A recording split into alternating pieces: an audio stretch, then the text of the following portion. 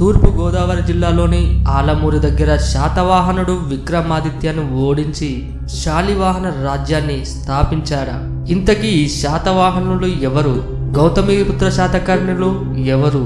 గౌతమిపుత్ర శాతకర్ణి గురించి తెలుసుకోవాలంటే ముందు శాతవాహనులు ఎవరో తెలుసుకోవాల్సి ఉంటుంది. విషయంలోకి వెళ్లే ముందు టీ టాక్ ఛానల్ సబ్స్క్రైబ్ చేయటం మాత్రం మర్చిపోకండి. అంతేకాకుండా ఈ వీడియో పైన మీ విలువైన అభిప్రాయాల్ని కామెంట్ రూపంలో మాకు పంపించండి. ఇక విషయంలోకి వెళ్తే, శాతవాహనులు దక్షిణ మరియు మధ్య భారతదేశమున కోటిలింగాల ధరణకోట మరియు జున్నార్ల నుండి పరిపాలించారు. శాతవాహనుల తొలి రాజధాని తెలంగాణలోని కోటిలింగాల. వీరి పరిపాలన క్రీస్తు పూర్వం 231 నుండి మొదలై సుమారు 450 సంవత్సరాలు కొనసాగింది.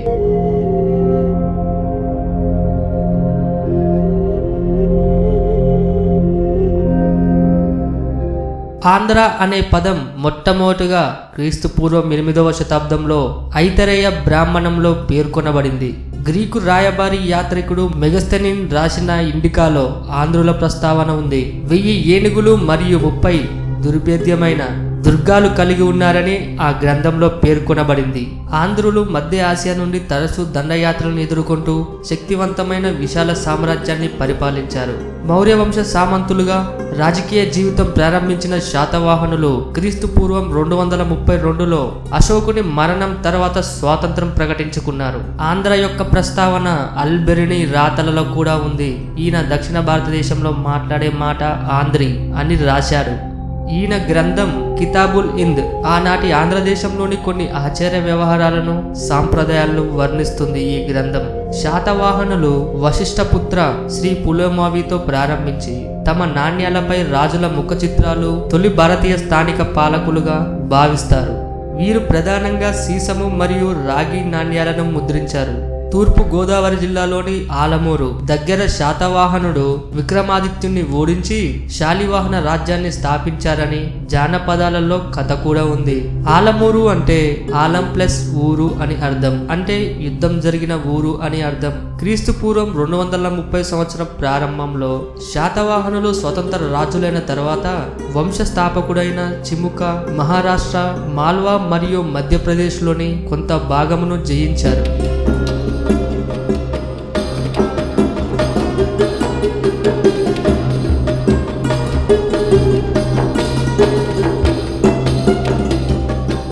ఈయన తర్వాత ఈయన సోదరుడు కృష్ణ, ఈయననే కన్హా అని కూడా అంటారు.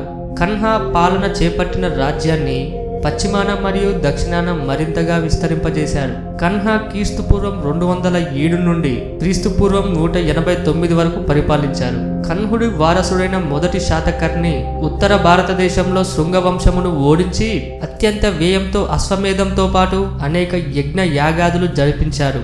ఈయన సమయానికి శాతవాహన వంశం తెలంగాణలోని కోటిలింగాల రాజధానిగా అతని బలం దక్షిణ భారతదేశమంతా వ్యాపించింది. పురాణాలు ఈ వంశానికి చెందిన 30 మంది జాబితా ఇస్తూ ఉన్నాయి.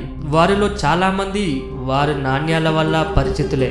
క్రీస్తు శకం మధ్య ఆసియా నుండి శకులు భారతదేశంపై దండెత్తి పశ్చిమ క్షాత్రపు వంశాన్ని స్థాపించారు. హాలుని వెనువెంట రాజ్యానికి వచ్చిన నలుగురు ఎక్కువ కాలం పరిపాలించలేదు. నలుగురు కలిసి మొత్తం 12 సంవత్సరాలు పరిపాలించారు.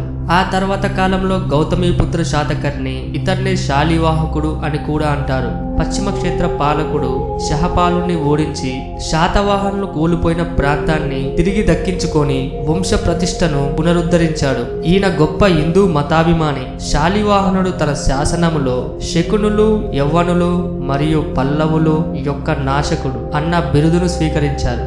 గౌతమిపుత్ర శాతకర్ణుడు 78లో శక చక్రవర్తి విక్రమాదిత్యుని ఓడించి శక యుగానికి నాంది పలికాడు. శాలివాహన యుగాన్ని నేటికి మరాఠీ ప్రజలు, దక్షిణ భారతీయులు పాటిస్తున్నారు. మహారాష్ట్రలో నేటికి ప్రజల హృదయాలలో ఒక గొప్ప మరాఠీ యోధుడు శివాజీ చక్రవర్తితో పాటు గౌతమిపుత్ర శాతకర్ణుడు కూడా ప్రత్యేక స్థానం ఉంది.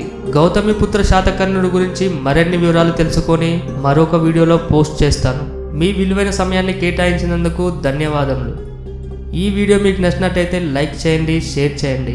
మరికొన్ని ఇంట్రెస్టింగ్ విషయాల కోసం టీ టాక్ ఛానల్ సబ్స్క్రైబ్ చేయటం మాత్రం మర్చిపోకండి.